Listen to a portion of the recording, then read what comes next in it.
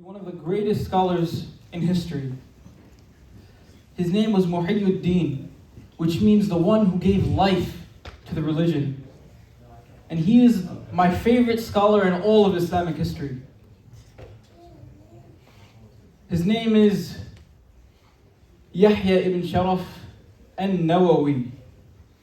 Imam Nawawi. Shaykh al-Islam Muhyiddin Abu Zakaria Yahya ibn Sharaf al-Nawawi. And he is the backbone of the Shafi'i madhhab. Because he dedicated his entire life, and everything about his life was spent in the way of Allah, and it will show throughout his life. Throughout all the events that happened in his life, it will show that he was accepted by Allah. So I want us to take a lesson from his life and learn how to become accepted by Allah.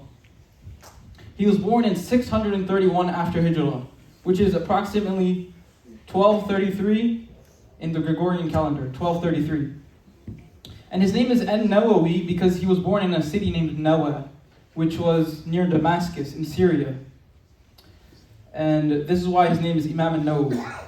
And in his early life, he didn't learn that much, he didn't have that many teachers or scholars that taught him, but he used to have a love for Islam. And this shows in one of the stories that the scholars mentioned when he was 10 years old.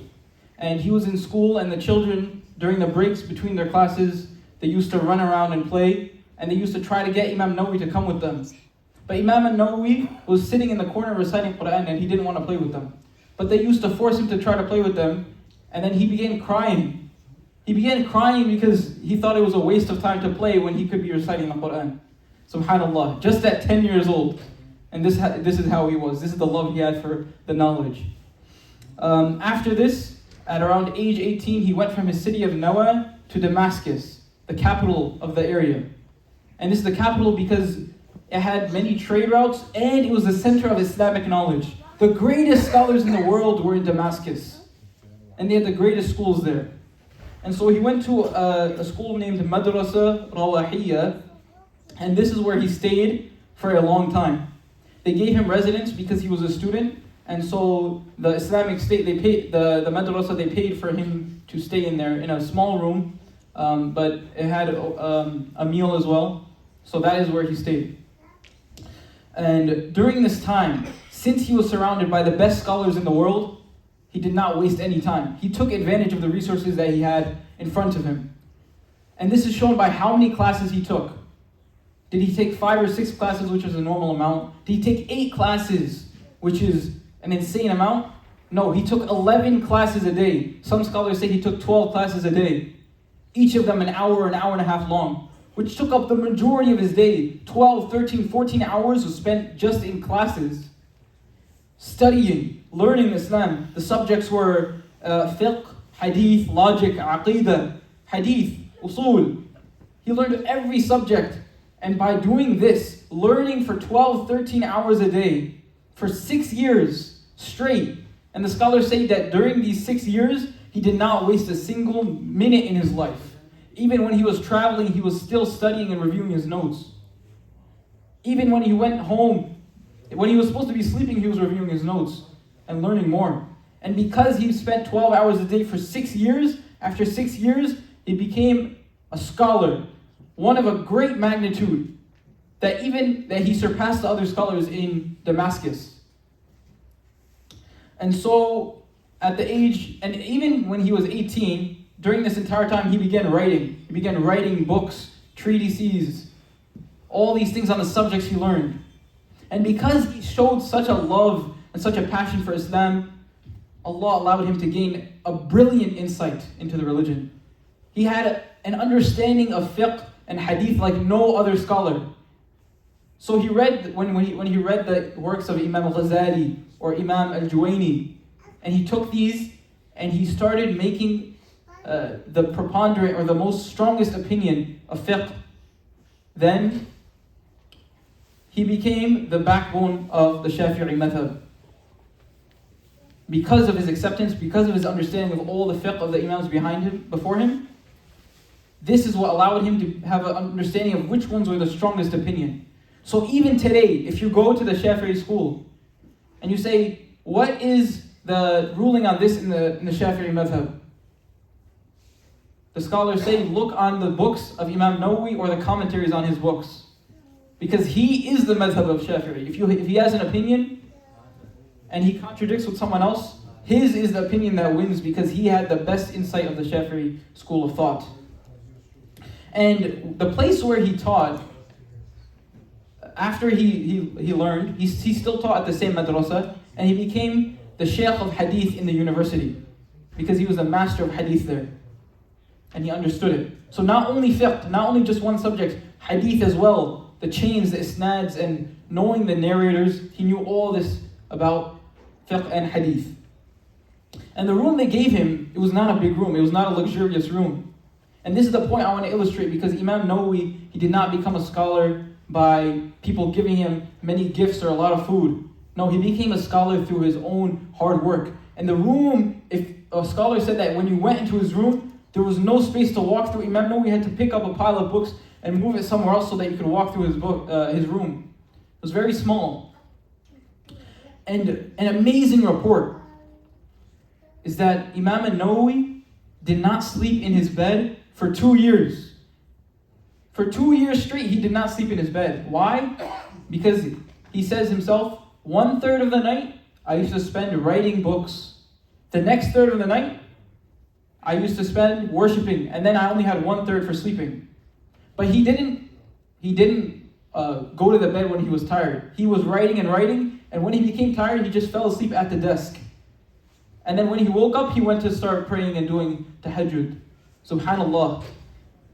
The purity of his intentions. That shows he dedicated himself to knowledge even through the night when no one could see him. This is what he did.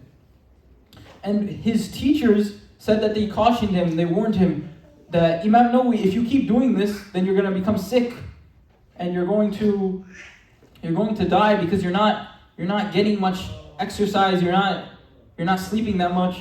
But he said, no, I have a purpose, and my purpose is to contribute to Islam and make sure my works are accepted by Allah. And it was reported he only ate 1 meal a day because there was much food available in Damascus. It was a big city. But the orchards that used to produce the fruits and the dates, they used to be owned by, it wasn't known who they were owned by. And there was a difference of opinion whether you could eat this food. So Imam Nawawi, to avoid it, he didn't eat the food at all. And he became weak because of it, because he avoided eating the potentially haram food. And that's why he became weak.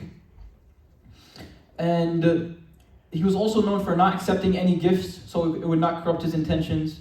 And the rulers, when they were doing things that were against Islam, like Sultan Baybars, he was trying to take the waqf, like the Islamic, the money that people give for zakah or sadaqah. He was trying to take this for himself. Imam Nawawi wrote him a letter, and then the Sultan became scared and had taqwa of Allah, and then he didn't take the waqf. So Imam Nawawi, it was surprising, even though he was very advanced in Islam and Allah accepted his works, he died very early. He died in 676 after Hijrah, or 1277. He was born in 1233 and he died in 1277. Only 45 years. He died at 45 years old. And it was because of a sickness that his body couldn't overcome, so he passed away at this age. But the legacy he left behind was not of anyone normally in their 40s. He left behind the legacy of a giant, of someone who no one had surpassed in the entire Shafi'i madhhab. And he is known as one of the greatest scholars in Islam. And if you look at his books, what books do we have in the masjid today? If you look around, you can see Riyadh as-Salihin, I saw in the back over here. Riyadh as-Salihin is here. And his famous book, the 40 Hadith of Imam Nawawi. Everyone knows this book. Everyone knows these collection of Hadith. Because Allah subhanahu wa ta'ala accepted his works. If you go anywhere in the world, it doesn't matter if you're Shafi'i or Hanafi or Maliki, they have Riyadh as-Salihin and these other books, because Imam Nawawi was not just constrained to one madhab, he was accepted around the Islam. And even if you go and talk to some shuyukh who follow the Shia, they also respect Imam Nawawi. And when they want to see what the Sunni madhab say on something, they look at Imam Nawawi. So it's not even Sunni Islamic, all these other denominations that went astray, they also look at Imam Nawawi as representative of Islam. And this cannot be achieved by anyone except someone who had a sincere intention. Someone whose intention was pure only for Allah. He did not do this to say, oh, my name is spread across the whole world. No. He did this so that Allah subhanahu wa ta'ala would accept him and accept his deeds. So, to wrap this up, we'll look at the books he had. Riyadh as-Salihin al-Arba'in. Those are hadith books. And one more hadith book, which also is kind of about Aqidah as well, is Sharh Sahih Muslim. You know Sahih Bukhari, Sahih Muslim? His commentary, his notes on Sahih Muslim is the most popular in the entire Islamic world. Because he wrote commentaries on each hadith, and that is exactly what Sunni Islam is about. So if you want to see what the interpretation of this hadith is, or what this means for your aqidah or belief, you go and see Sharh Sahih Muslim by Imam Nawawi, and you will see what Sunni Islam has to say about it. No one can reject his writings. You can have new revivalist, reformist movements who might denounce or not accept some scholars in Islam, but no one can reject Imam Nawawi. He's accepted all across the world. And in fiqh, that was for hadith. He was a mujtahid in hadith. He became at the level of one of the, as like Imam al-Tirmidhi, these great mujtahideen. And in fiqh, he was also the greatest in the Shafi'i madhhab. He wrote a kitab named Al-Majmu'.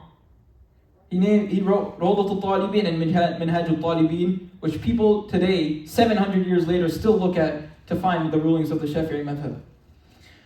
He wrote 40 pages a day. Some scholars, they've counted the number of pages. All his books, he has thousands and thousands of pages. They counted the pages and they divided it by the number of days in his life. And they found that he wrote 40 pages of books a day. It wasn't just rambling. It wasn't just reflections. This was serious knowledge that scholars today refer back to because it was the most profound insights that he had. And this could only be done by someone who did not waste any time in their life. He did not waste time in talking to other people, on entertainment, in going out to gatherings just to have fun. He did this by dedicating himself to Islam. And one other thing about Imam Nawawi is he never married. He never had a wife. And some scholars say that he did this because he thought if he married a woman, then he wouldn't be able to fulfill her rights. And he would spend too much time studying or writing. So he didn't marry a woman even though it was sunnah, because he didn't want to go and infringe on her rights. So when we look at the entire life of Imam Nawawi, we see that he had a legacy like no other. And we see his acceptance in the Islamic Ummah. And we think, for our lives, do we want to be someone who has their name spread all around and we feel pride at this and arrogance, we're better than others? Or do we want to be like Imam Nawawi, who stayed in his small room, eating one meal a day, and just writing throughout the night? But his works became accepted throughout the entire world, even though he was just in one room. He didn't go anywhere to preach or try to say that, show his books off. So may Allah allow us to have this sincere intention and give us acceptance like his, so that in anything we do, whether it is at work or with our family or with our children, we don't have the intention to make ourselves look superior or the greatest in our area. We have the intention to be humble and just do our actions for the sake of Allah alone, and that inshallah Allah subhanahu wa ta'ala will elevate us and give us acceptance, so that even after we pass away, the people will remember us and make dua for us. Subhanakallahumma wa bihamdik, nashhadu an la ilaha illa ant, nastaghfiruka wa natubu ilayk.